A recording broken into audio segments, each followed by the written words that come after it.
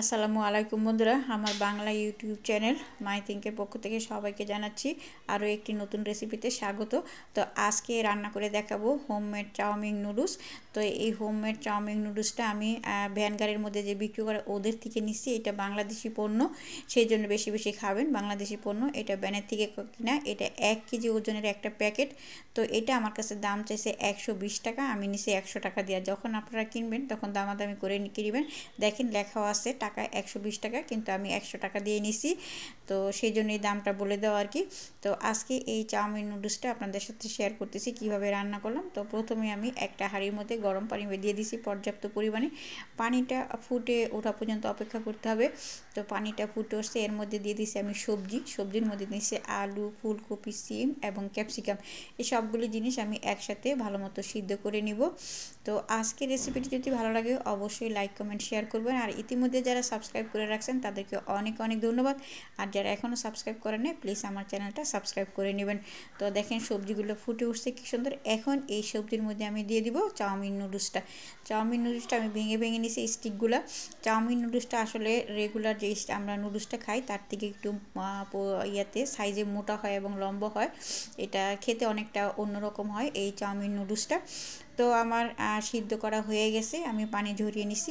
এবার আমি হাঁড়িতে দিয়ে দিছি তেল এবং পেঁয়াজ কুচি। পর্যাপ্ত পরিমাণে তেল দিতে হবে, একটু তেল বেশি দিলে ভালো লাগে। তো পেঁয়াজটা হয়ে গেছে, এখন এর মধ্যে আমি দিয়ে দিচ্ছি 2টো ডিম।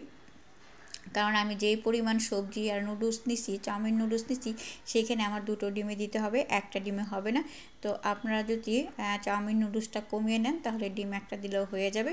আর 2টো দিতে পারলে তো বেশি মজা হবে, এটা সবাই জানি আমরা, যত গুড় তত মিষ্টি।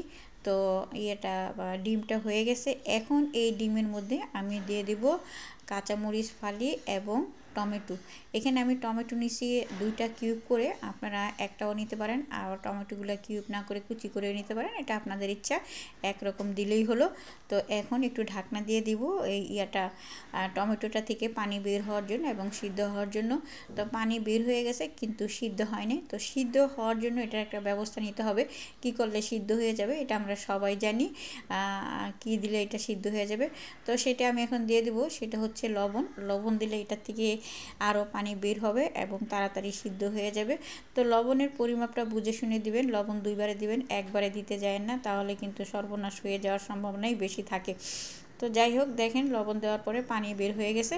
এর মধ্যে এবার আমি দিয়ে দিচ্ছি সিদ্ধ করা চাউমিন নুডলসটা এবং সবজিগুলো সবগুলাই দিয়ে দিচ্ছি একবারে। এবার এর মধ্যে দিয়ে দিব সস, এটা হচ্ছে সয়া সস। এই সয়া সসটা আপনি আপনার পরিমাণ মতো দিবেন, আমি আমার পরিমাণ মতো করে দিয়ে দিচ্ছি, প্রায় হাফ মক্কার মতো দিছি আমি।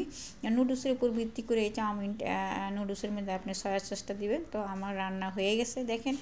এবার আমি এটাকে হাঁড়ির থেকে নামিয়ে নিব, তবে তার আগে আমি দিয়ে দিচ্ছি ম্যাগি নুডলসের মধ্যে যে মশলা থাকে সেই 1 প্যাকেট ম্যাজিক মশলা। এবং এই ম্যাজিক মশলার সাথে সাথে আমি আরও দিয়ে দিব, যেটা বর্তমানে না দিলেই নয়, সেটা হচ্ছে ধনেপাতা কুচি। তো এখন এই ধনেপাতা কুচি এবং মশলা দেওয়ার পরে এটাকে একটু উল্টে পাল্টিয়ে মিশিয়ে নিব যাতে সুন্দর করে মিশে যায়।